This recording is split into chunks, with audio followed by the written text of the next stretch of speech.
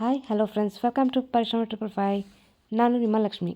ಇವತ್ತಿನ recipe golden beats ಅಂದರೆ ತಾವರೆ ಬೀಜದ ಬಂಗಾರದ ಮಣಿಗಳು.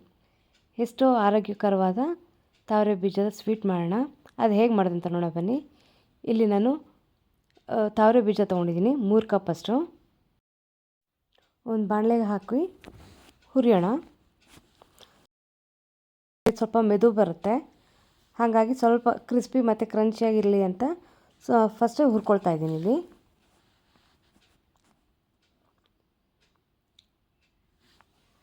ಇಲ್ಲಿ ನೋಡಿ ತೋರಿಸ್ತೀನಿ, ನೋಡಿ ಎಷ್ಟು ಸಾಫ್ಟ್ ಆಗಿದೆ. ಅದು ಇವಾಗ ಇದಾಗಿದೆ. ಒಂದು ಪ್ಲೇಟಲ್ಲಿ ತೆಗೆದಿಟ್ಕೊಂಡಿದ್ದೀನಿ. ಇಲ್ಲಿ ನಾನು 3 ಕಪ್ ಅಷ್ಟು ತಾವರೆ ಬೀಜ ತೊಗೊಂಡಿರೋದ್ರಿಂದ 3/4 ಕಪ್ ಅಷ್ಟು ತುರಿದಿರೋ ಅಂಥ ಬೆಲ್ಲ ತೊಗೊಳ್ತಾ ಇದ್ದೀನಿ. ಇದಕ್ಕೆ 1-2ರಿಂದ 3 ಸ್ಪೂನಷ್ಟು ನೀರು ಹಾಕ್ಕೊಳ್ಳೋಣ. ನೀರು ಹಾಕ್ಕೊಂಡು ಇದನ್ನ ಕ್ಲೀನಾಗಿ ಕರಗಿಸ್ಕೋಬೇಕು. ನಾವು ಬೆಲ್ಲ ತುರಿದಿರೋದ್ರಿಂದ ಬೇಗನೆ ಕರಗುತ್ತೆ ಮತ್ತು ಗ್ಯಾಸನ್ನು ಉಳಿಯುತ್ತೆ. ನೋಡ್ತಿದ್ದೀನಿ, ಬೆಲ್ಲ ಕರಗ್ತಾ ಇದೆ. ನಾವು ಬೆಲ್ಲಕ್ಕೆ ನೀರು ಕಡಿಮೆ ಹಾಕಿರೋದ್ರಿಂದ ಪಾಕ ಬೇಗನೆ ಬರುತ್ತೆ. ಆದರೆ ಒಂದೊಂದು ನಿಮಿಷಕ್ಕೂ ಬೆಲ್ಲದ ಪಾಕದ ಹದ ಚೇಂಜ್ ಆಗ್ತಾ ಇರುತ್ತೆ. ನಾವು ಹುಷಾರಾಗಿ ನೋಡ್ಕೋಬೇಕು.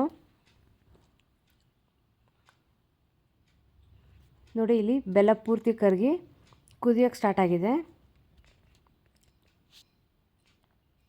ನೋಡಿ, ಬಂಗಾರದ ಕಲರಲ್ಲಿ ಮೇಲ್ಗಡೆ ಮಣಿಗಳ ಥರ ಬರ್ತಾ ಇದೆಯಲ್ಲ, ಇದನ್ನು ಗೆಜ್ಜೆ ಕುದಿ ಅಂತ ಕರೀತಾರೆ.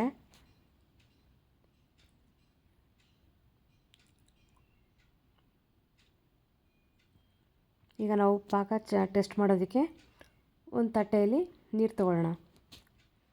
ಇದರಲ್ಲಿ ಜಸ್ಟ್ ಒಂದೇ ಒಂದು ಡ್ರಾಪ್ ಈ ರೀತಿ ಹಾಕಿ ನೋಡಿದ್ರೆ ಗೊತ್ತಾಗುತ್ತೆ ನಮ್ಮ ಇವತ್ತಿನ ರೆಸಿಪಿಗೆ ಕರೆಕ್ಟಾಗಿರೋ ಹದ ಬಂದಿದೆಯೋ ಇಲ್ವೋ ಅಂತ. ನೋಡಿ, ಇದು ಬೆಲ್ಲ ಈ ಥರ ಅದು ಉಂಡೆ ಕಟ್ತಾಯಿದೆ. ಇದು ನಮಗೆ ಕರೆಕ್ಟ್ ಕನ್ಸಿಸ್ಟೆನ್ಸಿಗೆ ಬಂದಿಲ್ಲ, ಹಾಗಾಗಿ ಇದನ್ನು ಮತ್ತೆ ವಾಪಸ್ ಅದಕ್ಕೇ ಹಾಕ್ತಾಯಿದ್ದೀನಿ. ಮತ್ತು ಇನ್ನೊಂದು ನಿಮಿಷ ಅದೇ ರೀತಿ ಫ್ರೈ ಮಾಡ್ಕೊಳ್ಳೋಣ. ಇದು ನೋಡಿ, ಫ್ರೈ ಮಾಡಿಟ್ಟಿರೋಂಥದ್ದು ಎಷ್ಟು ಕ್ರಿಸ್ಪಿಯಾಗಿದೆ.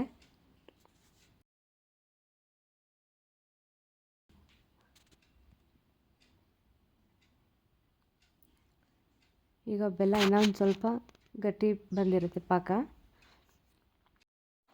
ತಾವರೆ ಬೀಜ ಬಂದು ಎಲ್ಲ ಅಂಗಡಿಗಳಲ್ಲಿ ಸಿಗೋ ಅಂಥದ್ದೇ. ತಾವರೆ ಬೀಜ ಅಂದಿದ ತಕ್ಷಣ ಎಲ್ಲಿ ಸಿಗುತ್ತೋ ಏನೋ ಅನ್ನೋ ಯೋಚನೆ ಮಾಡೋ ಅವಶ್ಯಕತೆಯೇ ಇಲ್ಲ.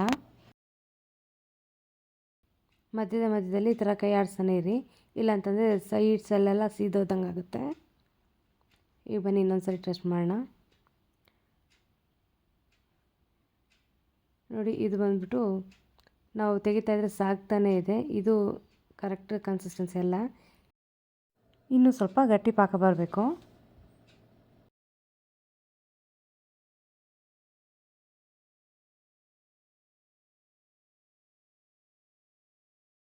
ಈಗ 1 ನಿಮಿಷ ಆದಮೇಲೆ ಮತ್ತೆ ಇನ್ನೊಂದ್ಸರಿ ಟೆಸ್ಟ್ ಮಾಡ್ತಾಯಿದ್ದೀವಿ. ನೋಡಿ, ಇದು ತಂತಿ ಥರ ಬಂದಿದೆಯಲ್ಲ, ಅದು ಕರೆಕ್ಟಾಗಿ ಬಂದಿದೆ. ಆದರೆ ನೋಡೋಣ ಇರಿ. ನೋಡಿ, ಈ ಥರ ಬೆಂಡ್ ಆಗ್ತಿದೆಯಲ್ಲ, ಈ ರೀತಿ ಬೆಂಡ್ ಆಗಬಾರ್ದು. ಆ ಕಂಬಿ ಥರ ಇರೋದನ್ನು ನಾವು ಮುರಿದ್ರೆ ಪಟ್ ಪಟ್ ಅಂತ ಮುರಿಯೋವರೆಗೂ ಬರಬೇಕು. ಅದು ಕರೆಕ್ಟ್ ಕನ್ಸಿಸ್ಟೆನ್ಸಿ ಅಂತ. ಈಗಿನ್ನ ಒಂದು 30-40 ಸೆಕೆಂಡ್ ಆದಮೇಲೆ ಮತ್ತೆ ತೆಗೆದು ಹಾಕ್ಕೊಳ್ತಾ ಇದ್ದೀನಿ.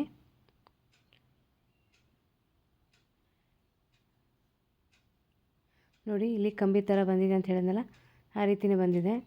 ನೋಡಿ, ಇದು ಕರೆಕ್ಟ್ ಕನ್ಸಿಸ್ಟೆನ್ಸಿ. ಮುರಿತಾ ಇದ್ದರೆ ಪಟ್ ಪಟ್ ಅಂತ ಮುರಿತಾ ಇದೆ. ಈಗ ಇದಕ್ಕೆ ಒಂದು 3 ಸ್ಪೂನಷ್ಟು ಬಿಳಿ ಎಳ್ಳು ಹಾಕ್ಕೊಳ್ತಾ ಇದ್ದೀನಿ. ಮತ್ತು ಹಾಗೆಯೇ ಏಲಕ್ಕಿ ಪುಡಿ 1 ಸ್ಪೂನ್ ಹಾಕ್ಕೊಳ್ತಾ ಇದ್ದೀನಿ.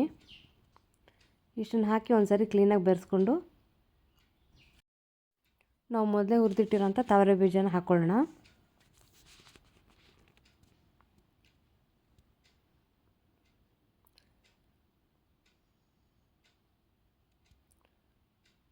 ತಾವರೆ ಬೀಜ ಹಾಕಿದ್ಮೇಲೆ ಬೇಗ ಕಲಸಿ, ಇಲ್ಲಾಂತಂದರೆ ಬೆಲ್ಲ ಮತ್ತೆ ಇನ್ನೂ ಗಟ್ಟಿಯಾಗಿ ಹೋಗ್ಬಿಡುತ್ತೆ. ನೋಡಿ, ಈ ರೀತಿ ಕ್ಲೀನಾಗಿ ಕಲಿಸ್ಕೊಳ್ಬೇಕು. ಈ ರೀತಿ ಕಲಿಸಿದಾಗ ಆ ಬೆಲ್ಲದ ಕೋಟಿಂಗ್ ಏನು ಬರುತ್ತೆ ಅದೆಲ್ಲ ಕ್ಲೀನಾಗಿ ಈವನ್ನಾಗಿ ಎಲ್ಲದಕ್ಕೂ ಹರಡ್ಕೊಳ್ಳುತ್ತೆ. ಈಗ ಸ್ಟವ್ ಆಫ್ ಮಾಡ್ಕೊಳ್ಳೋಣ.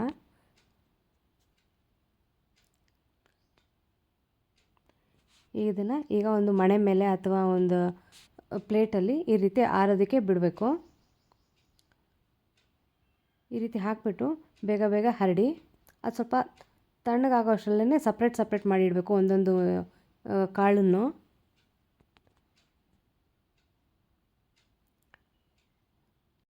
ಇದು ಬೇಗನೆ ತಣ್ಣಗಾಗೋಗುತ್ತೆ, ಹಾಗಾಗಿ ಬೇಗ ಸಪ್ರೇಟ್ ಮಾಡಿ ಇಟ್ಬಿಡೋಣ. ನೋಡಿ ಈ ರೀತಿ ಸಪ್ರೇಟ್ ಮಾಡಿ ಇಡಬೇಕು ಒಂದೊಂದನ್ನು.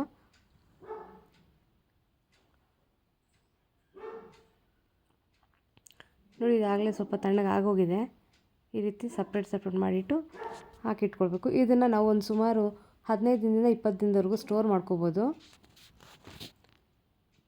ಹಾಗೆ ತುಂಬ ಕ್ರಿಸ್ಪಿಯಾಗಿ ಮತ್ತು ಕ್ರಂಚಿಯಾಗಿರುತ್ತೆ, ತಿನ್ನೋದಕ್ಕೂ ತುಂಬ ಟೇಸ್ಟಿಯಾಗಿರುತ್ತೆ. ಇದು ಚಿಕ್ಕವರಿಂದ ಹಿಡಿದು ದೊಡ್ಡವರವರೆಗೂ ಕೊಡ್ಬೋದು, ಎಲ್ಲರಿಗೂ ತುಂಬ ಇಷ್ಟ ಆಗುತ್ತೆ ಮತ್ತು ತುಂಬ ಅಷ್ಟೇ ಆರೋಗ್ಯಕರವಾಗಿರೋವಂಥದ್ದು. ನೋಡಿ ಒಂದೊಂದೇ ಸಪ್ರೇಟಾಗಿ ಯಾವ ರೀತಿ ಉರುಳ್ತಾ ಇದೆ ಅಂತಂದ್ಬಿಟ್ಟು. ಇದರಲ್ಲಿ ಮೇಯ್ನ್ ಬೆಲ್ಲದ ಕನ್ಸಿಸ್ಟೆನ್ಸಿ ಒಂದು ನೋಡ್ಕೋಬೇಕಷ್ಟೇ. ಅಷ್ಟು ನೋಡ್ಕೊಂಬಿಟ್ರೆ ತುಂಬ ಪರ್ಫೆಕ್ಟಾಗಿರೋಂಥ ನಮ್ಮ ತಾವರೆ ಬೀಜದ ಬಂಗಾರದ ಮಣಿಗಳು ರೆಡಿ ಆಗುತ್ತೆ. ನೋಡಿ ಎಷ್ಟು ಚೆನ್ನಾಗಿ ಕಾಣಿಸ್ತಾ ಇದೆ ಅಂತಂದ್ಬಿಟ್ಟು. ತುಂಬ ಬೇಗನೆ ಆಯ್ತಲ್ಲ ಫ್ರೆಂಡ್ಸ್.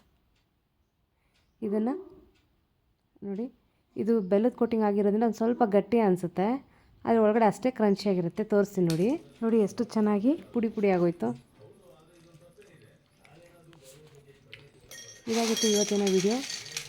ಈ ವಿಡಿಯೋ ನಿಮ್ಗೆ ಇಷ್ಟವಾದರೆ ಲೈಕ್ ಮಾಡಿ, ಶೇರ್ ಮಾಡಿ, ಸಬ್ಸ್ಕ್ರೈಬ್ ಮಾಡಿ, ಪಕ್ಕದಲ್ಲಿರೋಂಥ ಬೆಲ್ಲೈಕನ್ನ ಕ್ಲಿಕ್ ಮಾಡಿ. ಈ ರೆಸಿಪಿನ ಖಂಡಿತವಾಗಿ ನೀವು ಮನೇಲಿ ಟ್ರೈ ಮಾಡ್ತೀರಾ ಅಂತ ಅಂದ್ಕೊಂಡಿದ್ದೀನಿ.